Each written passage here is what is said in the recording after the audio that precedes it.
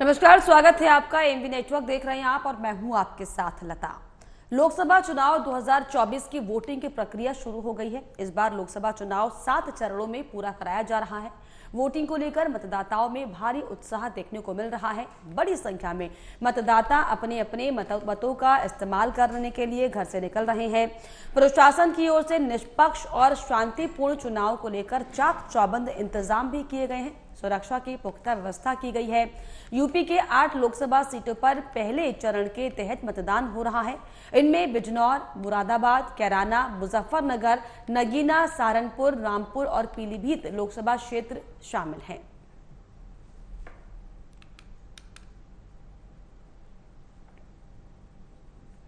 और ये 3 तस्वीरें आपके सामने। पहले चरण का चुनाव वोटिंग जारी है। बिजनौर, शामली, सहारनपुर में जो है लोगों ने अपने घरों से निकलकर अपने अपने मतों का इस्तेमाल किया है। तस्वीरें आपके सामने। सुबह से ही आपको बताएं कि जो मतदान है वो दरअसल शुरू हो चुका है और मतदान के लिए सभी जो मतदाता हैं वो अपने अपने घरों से निकलकर अपनी अपनी जिम्मेदारी को बखूबी पूरी करते हुए दिखाई पड़ रहे हैं। सुरक्षा के खास इंतजाम किए गए हैं। बिजनौर में देखिए किस तरीके से जो है लोग सेल्फीज भी ले रहे हैं और जो पुलिस व्यवस्था है वो भी साफ तौर पर चाक चौबंद दिखाई पड़ रही है। तो वहीं शामली की तस्वीरें जहां पर जो पोलिंग बूथों पर मतदान केंद्र पर जो लोग हैं अपना मतदान कर रहे हैं। इसके अलावा सहारनपुर में देखिए कैसे लाइन लगाकर जो मतदाता हैं वो अपने अपने वोटों का इस्तेमाल कर रहे हैं, अपनी जिम्मेदारी को निभाते हुए बखूबी तस्वीरें सेल्फीज लोग लेते हुए दिखाई पड़ रहे हैं। तो आज जो है लोकतंत्र का महापर्व और महापर्व की पहले फेज की वोटिंग जो है आज सुबह से ही शुरू हो चुकी है।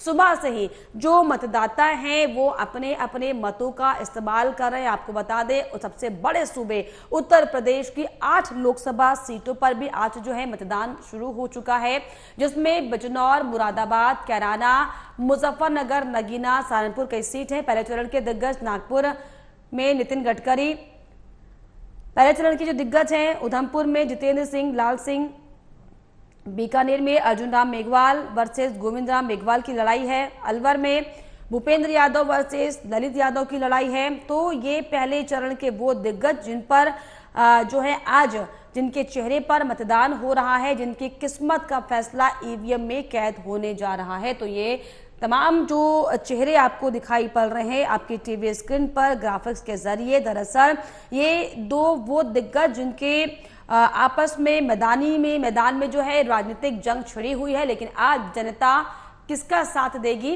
देखिए उत्तराखंड में बीजेपी के दिग्गज अनिल बलूनी जो कि टिहरी गढ़वाल से जो है मैदान में प्रत्याशी हैं। इनके अलावा त्रिवेंद्र सिंह रावत हरिद्वार से। तो ये बीजेपी के 5 उम्मीदवार, बीजेपी के दिग्गज अजय टम्टा अल्मोड़ा से उम्मीदवार हैं। तो ग्राफिक्स के जरिए दरअसल आपको दिखा रहे हैं। और बीजेपी के दिग्गज देखिए देवेंद्र झांझरिया जो कि चूरू, राजस्थान के चूरू से प्रत्याशी हैं।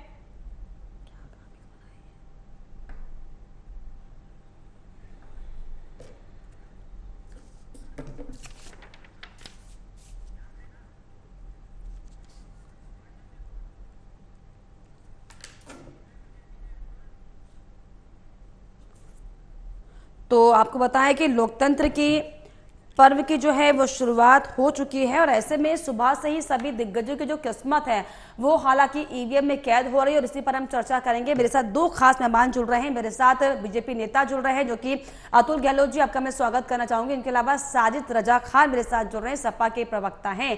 साजिद जी, आपका भी बहुत बहुत शुक्रिया चर्चा में जुड़ने के लिए। सबसे पहले अतुल जी से ही मैं कॉमेंट लेती हूँ क्योंकि सुबह से जो है वोटिंग शुरू हो चुकी है। कितना आश्वास और कितना कॉन्फिडेंस? लता जी, हम पूरे प्रकार से आश्वस्त हैं। भारतीय जनता पार्टी की देश में प्रचंड बहुमत की सरकार बन रही है और हम 400 पार सीटों को जीतने का काम कर रहे हैं। और हमारे कार्यकर्ता आत्मविश्वास में लवरेज हैं। और हम ये जो चुनाव है ये राष्ट्रवाद का चुनाव है।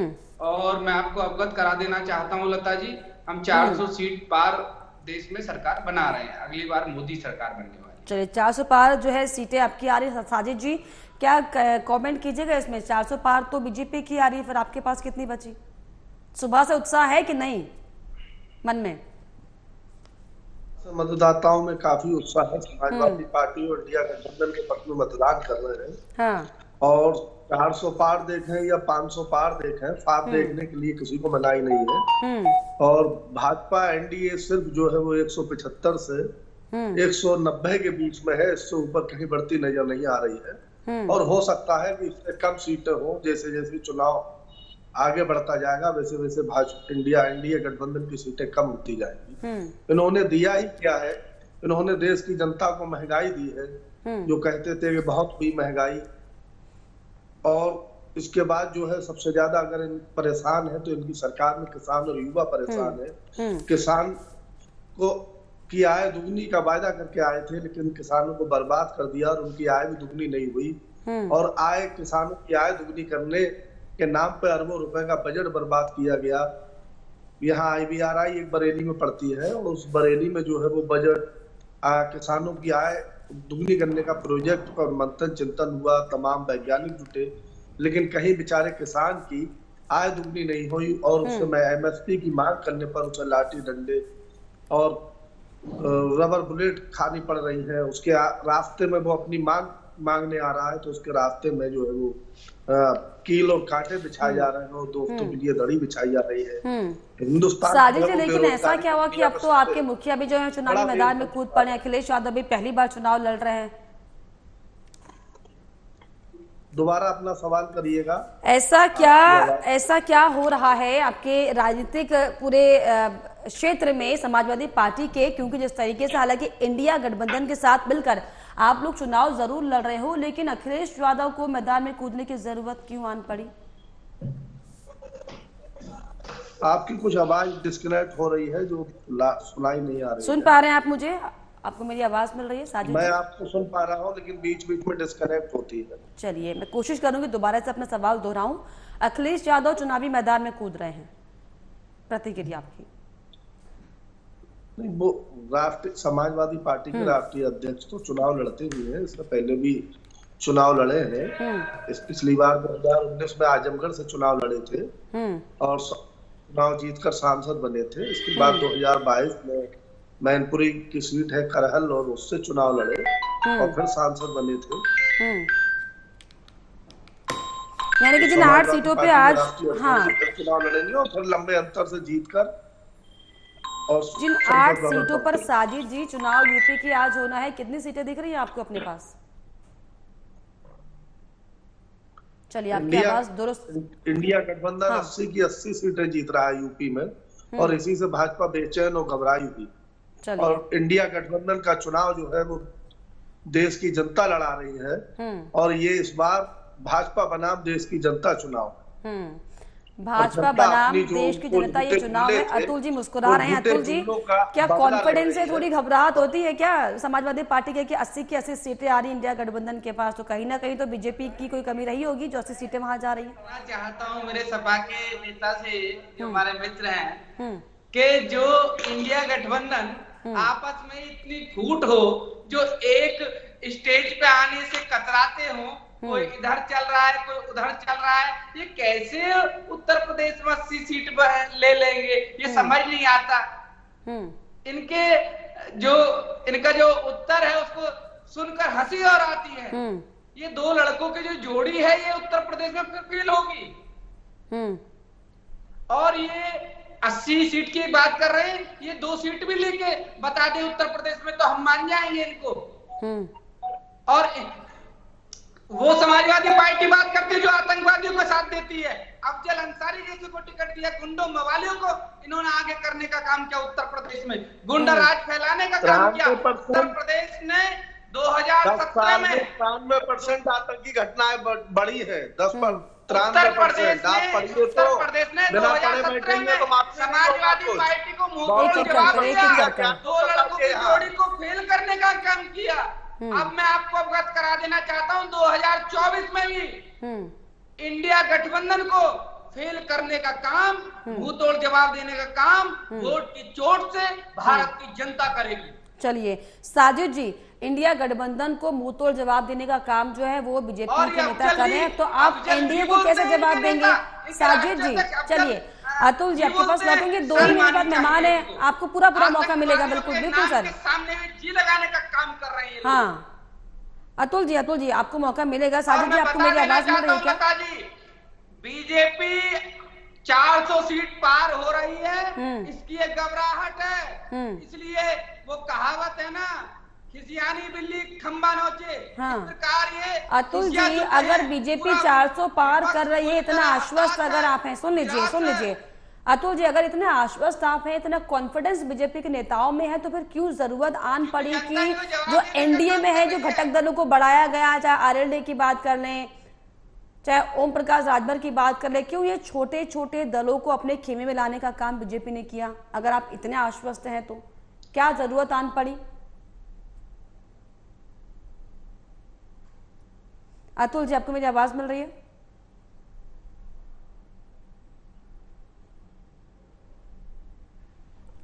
तो आपको बता दें कि उत्तर प्रदेश की हालांकि 8 सीटों पर आज मतदान हो रहा है। 21 राज्य के 102 सीटों पर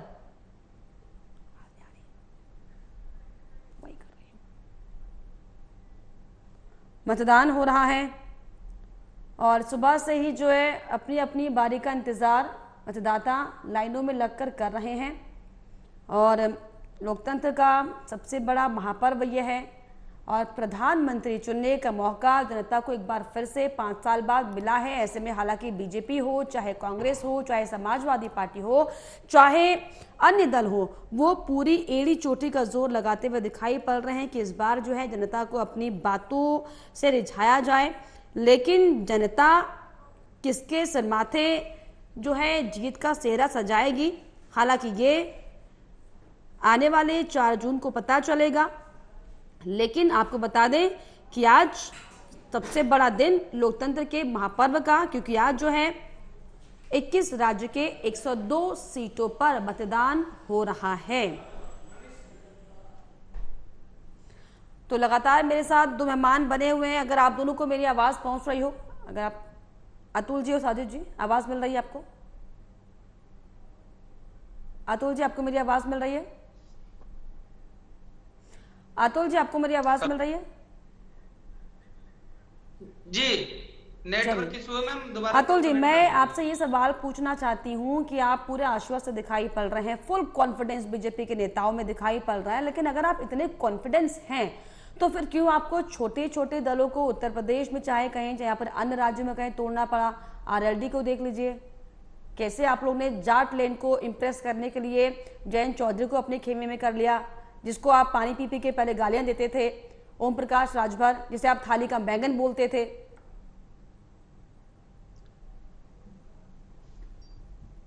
हेलो, आपको आवाज मिल रही है अतुल जी? आवाज आपकी मिल रही है, मेरी आवाज आ रही है आपको? हाँ बिल्कुल बिल्कुल, आप बोलिए। हेलो अतुल जी, आपकी आवाज प्रॉपर है, आप अपनी बातों को रखिए।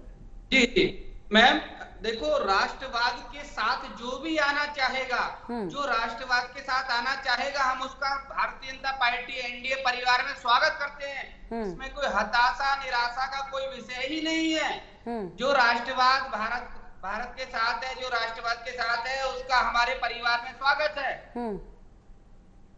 और हम सबका साथ सबका विकास के ध्येय को लेकर आगे बढ़ रहे हैं। तो यदि हमारी नीतियों से प्रभावित है, राष्ट्रवाद की नीतियों से प्रभावित है, तो उसका भारतीय जनता पार्टी में स्वागत है। चलिए, जेन्युइनली अगर मुझसे सवाल पूछो, 80 में से कितनी सीटें आप एक्सपेक्ट कर रहे हैं? 80 की ऐसे तो नहीं, जेन्युइनली अगर मैं आपसे सवाल पूछूं, हालांकि मिशन 80 का टारगेट आप लेके चल रहे हैं, कितनी सीटें आ जाएंगी? एक जेन्युइन आंसर। हम 80 से 80 सीट मान के चल रहे हैं उत्तर प्रदेश में। उत्तर प्रदेश में विपक्ष का पूरा सुपड़ा साफ रहेगा, ऐसा मैं विश्वास व्यक्त करता हूं आपसे। और आपको ये चीज अवगत करा देना चाहता हूं, जिस दिन मतगणना होगी उस दिन हम भी आपके चैनल पर रहेंगे। हम विपक्ष को बताने का काम करेंगे कि विपक्ष जो उत्तर प्रदेश की जनता है, वो वोट की चोट से विपक्ष को जवाब देने का काम करेगी। चलिए, वोट की चोट से जो है जनता जवाब देने वाली है। साजिद जी, आप सपना संजो रहे हैं कि आपके खाते में सीटें आ रही हैं, यहाँ तो बीजेपी ऐसी की ऐसी उड़ा के ले जा रही है। साजिद जी, मैदान छोड़कर जब इनके प्रत्याशी बेचारे मैदान छोड़ छोड़ कर भाग रहे थे, बंगाल से लेकर गुजरात जिसको ये अपनी मजबूत कहते थे, बिहार हो, वहां यूपी हो, तमाम प्रत्याशी मैदान छोड़कर भाग गए। अगर ये स्थिति होती तो फिर तो लोग चुनाव लड़ते। बरेली में तो ये आलम था, यहाँ का प्रत्याशी बोले मेरी बहुत बुरी स्थिति है, मुझे चुनाव कोई नहीं लड़ा रहा है, मैं जा रहा हूँ, ये टिकट वापस कर दूंगा। और ये स्थिति इनकी यही नहीं पूरी यूपी में है। तो ये अगर ख्वाब देख रहे हैं तो इनको ख्वाब देखने की मनाही नहीं है। वैसे भी ये जो चुनाव है वो संविधान बचाने का, आरक्षण बचाने का और लोकतंत्र बचाने का चुनाव है। जो हिंदुस्तान की जनता लड़ रही है, जो हिंदुस्तान की जनता को झूठे जुमले और झूठे वायदे कर आए थे, जनता उसका बदला ले रही है। और इस बार जो है वो इंडिया गठबंधन की सरकार बन रही है और समाजवादी पार्टी और इंडिया गठबंधन मिलकर यूपी की सभी सीटों पर कब्जा करेगा। और ये हालत है इनकी, बैठ यूपी में हार शुरू हो चुकी है। आप देखिए ये 8 जो सीटों पर आज यूपी की चुनाव हो रहा है, इसमें इनकी क्या स्थिति है। और जिस तरीके से लोगों का रुझान भी मतदान की तरफ बढ़ता हुआ दिखाई पड़ रहा है, ये वाकई एक अच्छा इंडिकेशन लगता है अतुल जी, क्योंकि अगर मैं पूरे राज्यवार बात करूं तो 9 बजे तक जो है हर एक राज्य में 10% से ज्यादा वोटिंग हो गई, यानी कि लोगों का भी जो इंटरेस्ट है वो मतदान को लेकर बहुत ज्यादा दिखाई पड़ रहा है। ये भी क्या एक अच्छा इंडिकेशन मानते हैं अतुल जी आप अपने लिए? बहुत अच्छा इंडिकेशन है हमारे लिए, क्योंकि जो ये मतदान जिससे ज्यादा हो रहा है वो भारत के राष्ट्रवाद की धारा को लेकर मतदान है और भ्रष्टाचार के खिलाफ मतदान है। विपक्ष से पूरी भारत की जनता बुरी तरह त्रस्त हो चुकी थी और मैं समझता हूं कि वोट की चोट से भारत की जनता विपक्ष को मुंहतोड़ जवाब देने का काम करेगी। और रही बात, मैम दूसरा मेरा विषय है, रही बात ये 80 में से 80 सीट लाने की बात कर रहे हैं इंडिया गठबंधन में उत्तर प्रदेश। मैं पूछना चाहता हूँ, इनकी बारात का भी दूल्हा ही नहीं डिक्लेयर है कि इनकी बारात का दूल्हा कौन रहेगा? ये दूल्हा तो बताएं कम से कम कि पीएम का चेहरा कौन रहेगा। साजिद जी कौन रहने वाला है दूल्हा इस बारात का? ये वो चीज नहीं डिसाइड कर पा रहे। इंडिया गठबंधन में सीटें आने के बाद दूल्हा तय हो जाएगा। दूल्हा आने की कोई वो नहीं है, लेकिन हमारे यहाँ उत्तर है कि दूल्हे नहीं होंगे जो भ्रष्टाचार खत्म करने का वायदा करके आए थे और खुद भ्रष्टाचार में डूब गए हैं। चाहे नोटबंदी हो जो दुनिया का सबसे बड़ा घोटाला है, और चाहे इलेक्ट्रल बॉन्ड हो, वसूली गैंग जो पैसा दो काम लो, पैसा दो मुकदमों से राहत पाओ, पैसा दो पीडीआई सीबीआई आईटी से राहत पाओ, ये सब करने वाला कोई नहीं होगा। जो देश हित में होगा वही फैसले होंगे। और अभी तो पीएम केयर्स फंड है जिसका यही हिसाब किताब नहीं है वो पैसा है कहाँ, क्या हुआ और कितना आया था। जब जनता का, देश की जनता का पैसा है जो लिया गया है तो उसको देश हित में खर्च होना चाहिए और उसका हिसाब किताब होना चाहिए। जो 10 लाख रुपए का सूट बदलते हैं ऐसा नेता नहीं होगा, जुमलेबाज नेता नहीं होगा जो लोग जो देश के युवाओं को कहेगा कि 2 करोड़ लोगों को हम रोजगार देंगे। और लेकिन साजिद जी ऐसे में क्या आपको लगता है, भले ही आप भी पूरे आश्वस्त दिखाई पड़ रहे हो, लेकिन क्या ऐसा लगता है कि बसपा आपके वोटों को काट सकती है? क्योंकि पिछले चुनाव की अगर हम बात करें, पिछले आपके जो गठबंधन रहे हैं उनका जो वोट परसेंट है वो आप में ट्रांसफर नहीं हुआ, लेकिन आपकी जो वोट परसेंट है वो बसपा में जरूर ट्रांसफर हो गए। तो कहीं ना कहीं क्योंकि बसपा के लिए चुनाव लड़ रही है, लग रहा है कहीं ना कहीं घबराहट की आज सुबह से जो मतदान हो रहा है। 2019 और 2022 का रिजल्ट उठा के देखिएगा। समाजवादी पार्टी ने जो 2019 में वोट लिए थे हर लोकसभा क्षेत्र में 2022 में अपने दम पर ज्यादा मजबूती के साथ लड़ी है। पीलीभीत में 42,790 वोट अधिक लिए थे समाजवादी पार्टी। सीटें कितनी है सर अभी आपके पास? सीटें कितनी है लोकसभा में? कितनी सीटें आपके पास है? ये पिछली बार जो थी वो तो हमारे गठबंधन के माध्यम से आई थी ना। बसपा की आई, समाजवादी पार्टी के पास सिर्फ 5 सीटें हैं सर लोकसभा की, और आप इतना कॉन्फिडेंस दिखा रहे हैं। अब आपके जो तमाम जो 15 सीटों पर थे, हम 15 सीटों पर थे और एक जो है वो रायबरेली की सीट थी, 16 सीट जीते थे। और इस बार फिर इंडिया गठबंधन देखिएगा, पिछली बार और हर बार का चुनाव अलग होता है और हर बार चुनाव में भारतीय जनता पार्टी का वोट प्रतिशत गिर रहा है क्योंकि जनता उनकी सच्चाई को जान चुकी है और समाजवादी पार्टी और इंडिया गठबंधन का वोट बढ़ रहा है। तो आप यही देखिए, अगर निष्पक्षता के साथ चुनाव होगा और जनता को वोट डालने दिया जाएगा तो वो इंडिया गठबंधन समाजवादी पार्टी के पक्ष में मतदान कर रहे हैं। हाँ। और लगातार करेंगे। ऐसे में तो साजिद जी क्या लग रहा है आपको जयंत चौधरी के जाने का नुकसान समाजवादी भी? पार्टी का वोट हाँ। बसपा के हटने से कम नहीं हुआ है। समाजवादी पार्टी ने 2022 में अपने दम पर चुनाव लड़ा। बरेली, पीलीभीत, रामपुर, बरेली में ही करीब 70,000 वोट बढ़ा है अपने दम पर 2022 में। तो अब फिर एक बार समाजवादी पार्टी का वोट हर जगह बढ़ता आपको नजर आएगा। और आप देख भी रहे हैं कितनी उत्साह से लोग वोट कर रहे हैं और सब इंडिया गठबंधन के पक्ष में मतदान। बिल्कुल, लोगों में उत्साह तो बहुत दिखाई पड़ रहा है, लेकिन साजिद जी चिंताएं तो इंडिया गठबंधन के जो अलग अलग दल हैं उनके लिए बढ़ रही है, क्योंकि जो माहौल है, जो सर्वे है, जो जमीनी जो सर्वे दिखाई पड़ रहे हैं उसमें कहीं ना कहीं भले ही तमाम जो है कमजोरी और चीजों को नजरअंदाज बीजेपी की तरफ से किया गया हो, लेकिन जिस तरीके से जो समीकरण बन रहे हैं सर, मान रहे हैं कि बीजेपी आने वाली है, हो सकता है वोट शेयर ऊपर नीचे हो जाए। साजिद जी, भाजपा कहीं नहीं आ रही है, केवल एक ये मीडिया और भाजपा जो है वो मिलकर एक योजना तैयार कर रहे हैं। अगर उनकी सरकार आती हुई होती तो वो ये भारत रत्न पर डील नहीं करते जयंत जी से। और आप देखिए पश्चिम में जो है वो जाट जो किसान है, क्योंकि उससे बड़ा देशभक्त कोई नहीं है, वो इनको दौड़ा दौड़ा कर मार रहा है, इनके प्रत्याशी को पीट रहा है। और जयंत जी की और प्रधानमंत्री जी की मीटिंगें अलग अलग कर दी गई हैं। और जहां मीटिंग कर रहे हैं भाजपा नेता, वहां पुलिस के साथ जो है वो पैरामिलिट्री फोर्स लगाई जा रही है। चलिए मेरे सहयोगी मेरे साथ जुड़े नागेंद्र भाटी जूम से लाइव। साजिद जी, मैं उन्हीं से देख लेती हूँ, पूछ लेती हूँ कि क्या माहौल बन रहा है धरातल पर। नागेंद्र जी, सुबह से जो है, बिल्कुल मैं लौटूंगी साजिद जी आपके पास में लौटूंगी। साजिद जी मैं लौटूंगी। नागेंद्र जी, क्या माहौल बन रहा है सुबह से और वोटिंग जो है वो शुरू हो चुकी है, क्या कुछ अपडेट इसको लेकर? बिल्कुल, देखिए वोटिंग शुरू हो चुकी है और लगातार जिस तरह का उत्साह सुबह से ही दिखाई दे रहा है, उससे लगता है कि जिस तरह से सभी राजनीतिक पार्टियों के शीर्ष नेताओं की तरफ से जनता से वोट देने की अपील की जा रही है, तो वो असर दिखता हुआ दिख रहा है जमीन पर भी। दूसरा, मैं अभी अपने दोनों मेहमानों को सुन रहा था तो बीजेपी के प्रवक्ता पूछ रहे थे कि इस बार इंडी अलायंस का जो दूल्हा है वो कौन है, तो क्या वो बताएंगे कि जो अभी 5 राज्यों के चुनाव हुए थे, उन 5 राज्यों में बीजेपी के दूल्हा कौन थे?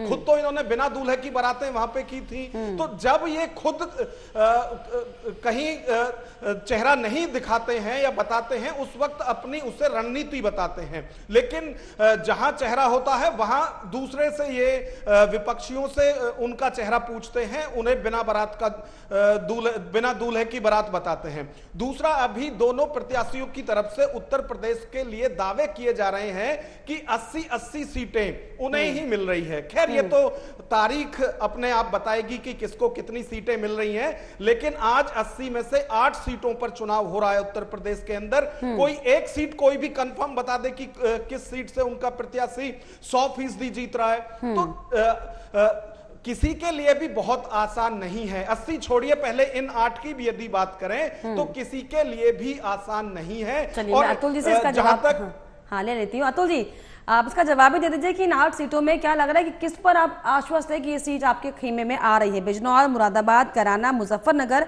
नगीना, सहारनपुर, रामपुर और पीलीभीत। पीलीभीत में तो आपने अपना कैंडिडेट चेंज किया है, कौन सी इसमें से एक सीट आपको लग रहा है कि पक्की है?